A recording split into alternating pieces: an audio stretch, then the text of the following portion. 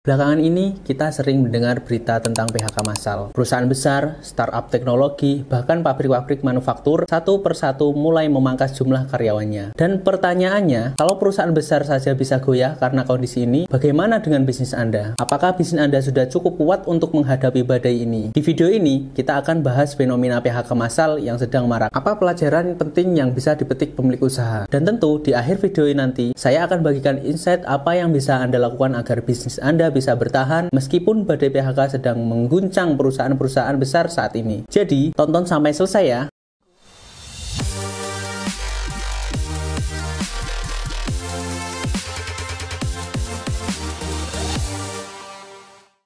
PHK massal tidak hanya berdampak pada karyawan kehilangan pekerjaan, tapi juga pada rantai bisnis di sekitarnya. Bayangkan, jika klien utama Anda adalah perusahaan-perusahaan yang kini sedang melakukan efisiensi besar-besaran, order mulai berkurang, pembayaran melambat, bahkan ada yang berhenti bekerja sama. Bagi bisnis yang terlalu bergantung pada segelintir klien besar, ini bisa jadi pukulan telak. Pendapatan menurun drastis, sementara biaya operasional masih berjalan seperti biasa. Disinilah banyak pemilik usaha mulai merasa pusing. Bagaimana membayar gaji karyawan, bagaimana mempertahankan arus kas, apakah harus memangkas tim agar bisnis tetap bertahan. Dari berbagai kasus yang ditemui di lapangan, ada beberapa pola umum yang membuat bisnis rentan. Terlalu bergantung pada 1-2 klien besar. Ketika klien utama terguncang, bisnis ikut terdampak. Tidak ada diversifikasi produk atau pasar, semua fokus di satu segmen. Sehingga saat segmen itu lesu, bisnis langsung kehilangan pijakan. Cash flow tidak siap menghadapi krisis. Saat kondisi normal, bisnis nyaman dengan arus kas yang stabil. Tapi ketika order turun, tidak ada dana cadangan untuk menopang biaya tetap. Sistem bisnis tidak solid, tanpa SOP yang rapi, tanpa kontrol biaya, tanpa laporan keuangan yang jelas, bisnis sulit bergerak cepat saat situasi mendesak. Dan disinilah pentingnya mempersiapkan bisnis, bukan hanya untuk masa baik, tapi juga untuk masa sulit. Lalu, apa yang bisa dilakukan pemilik usaha? Berikut langkah-langkah praktis yang bisa mulai dilakukan. Bangun sistemasi bisnis yang kuat. Sistem bisnis yang rapi membantu perusahaan tetap jalan meski situasi di luar tidak menentu. Mulai dari SOP kerja, alur laporan keuangan, kontrol stok, hingga review biaya secara rutin. Dengan sistem yang kuat, bisnis lebih mudah beradaptasi. Diversifikasi klien dan pasar. Jangan hanya mengandalkan satu segmen atau 1-2 klien besar. Mulailah membuka peluang di segmen yang lebih beragam. Memang, mungkin margin lebih kecil, tapi lebih stabil. Perbaiki cash flow, siapkan dana cadangan, pastikan arus kas rutin dicek. Buat anggaran prioritas, tekan biaya yang kurang penting, dan usahakan membangun dana cadangan minimal 3 bulan biaya operasional. Bangun tim yang bisa dipercaya dan jadikan bisnis Anda berjalan otomatis. Libatkan karyawan dalam penyusunan strategi. Tim yang solid dan paham arah bisnis cenderung lebih loyal dan siap bergerak bersama di masa sulit. Bisnis yang menyiapkan fondasi kuat biasanya akan lebih stabil menghadapi situasi krisis seperti gelombang PHK massal ini. Order mungkin turun, tapi bisnis tetap bisa mengatur cash flow dengan baik. Tim lebih fokus membantu mencari peluang baru, bukan malah resah dan khawatir. Keputusan strategis seperti efisiensi biaya atau perluasan pasar bisa diambil lebih cepat karena datanya jelas. Bisnis seperti ini tidak hanya bertahan, tapi bahkan punya peluang untuk tumbuh saat kompetitor lain masih sibuk memadamkan kebakaran. Langkah awal yang bisa Anda mulai hari ini untuk mempersiapkan bisnis Anda